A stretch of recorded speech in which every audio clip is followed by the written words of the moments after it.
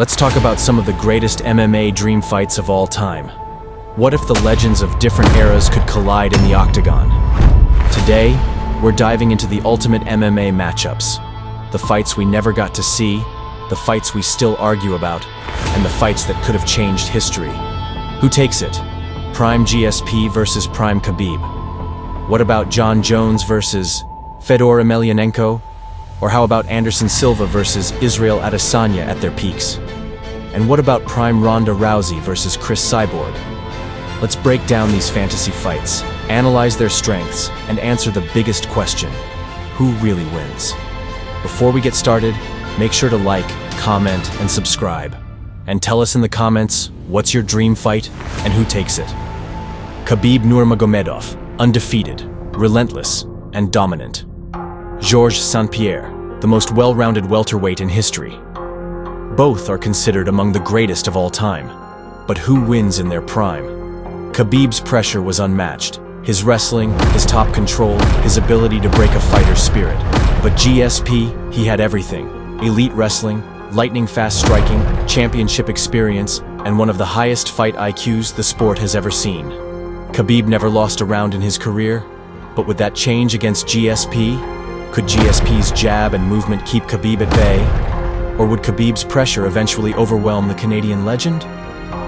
If this fight happened, would GSP have been the one to hand Khabib his first and only loss? Or would Khabib's dominance extend even against the welterweight king? Would Khabib still be undefeated if he fought in GSP's era, where wrestlers like Matt Hughes and John Fitch were at their peak? This is the ultimate battle of legends. Jon Jones, the most dominant light heavyweight in UFC history, an absolute phenom, and arguably the greatest MMA fighter of all time. Fedor Emelianenko, the last emperor, an unstoppable force in pride, and a man who went undefeated for a decade. But how would these two titans match up? Jones is a master of using his reach, controlling distance, and neutralizing opponents. His versatility is off the charts. Striking, wrestling, clinch work, elbows, you name it, he's got it.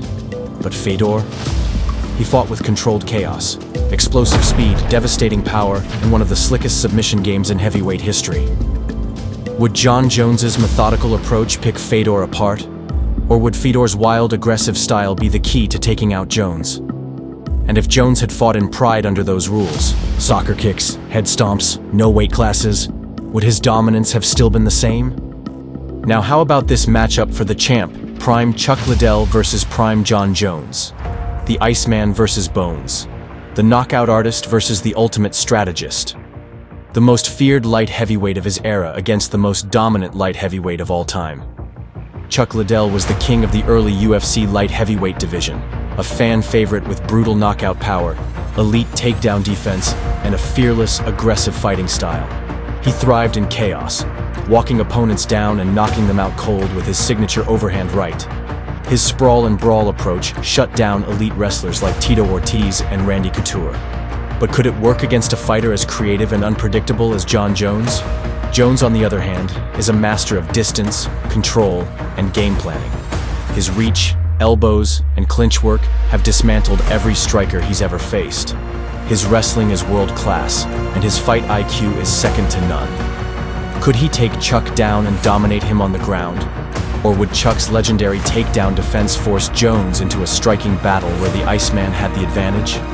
Would Jones's unorthodox style and devastating elbows be too much for Liddell, who was used to fighting more traditional strikers? Or would Chuck's pressure and knockout power be the kryptonite that finally put Jones to sleep? Could Liddell's relentless pace and fearlessness break Jones mentally? Or would Jones's adaptability and ability to pick opponents apart prove that there was no era where Chuck could have beaten him? Would this fight have been the one to expose Jones? Or would it have cemented him as the true greatest light heavyweight of all time? No questions asked. Silva versus Adesanya, a battle of striking gods. One is a pioneer, the other a modern master. But if they met in their absolute primes, who would have walked out the true king of striking? Anderson Silva at his peak was a human cheat code. He saw strikes before they even happened. He played with opponents. He embarrassed legends. But Adesanya, he's taken that blueprint and refined it. He's longer, sharper, and just as tricky. Would Silva's creativity and experience be enough to break Adesanya's style?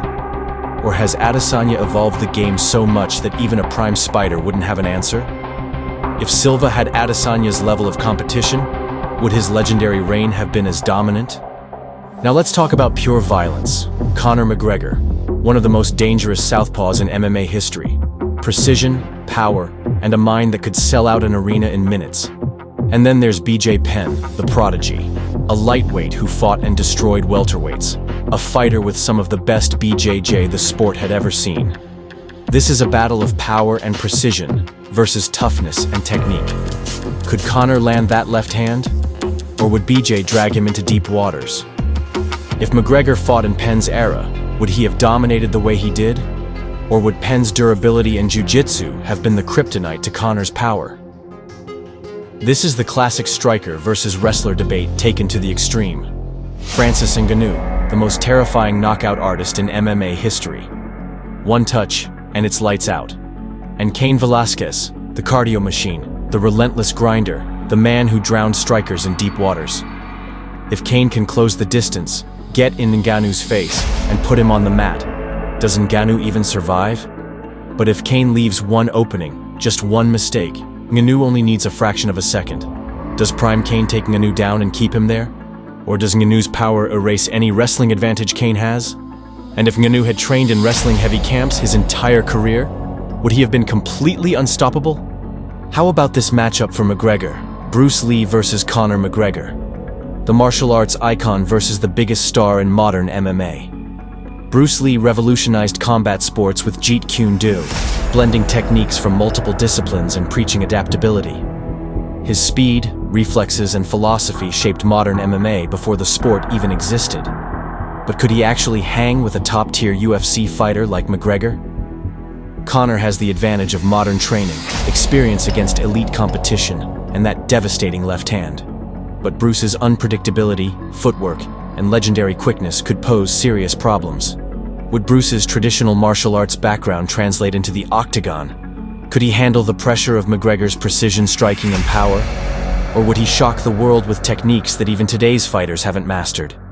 Prime Ronda Rousey versus Prime Chris Cyborg, the greatest women's MMA fight that never happened. Rousey, the judo phenom, the armbar queen, and the woman who made female MMA mainstream.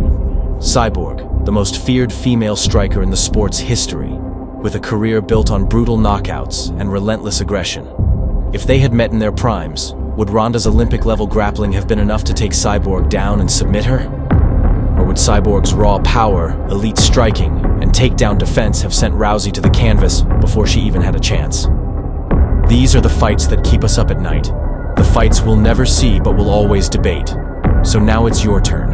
Who wins these dream matchups? Drop your predictions in the comments. Let's settle the debates once and for all.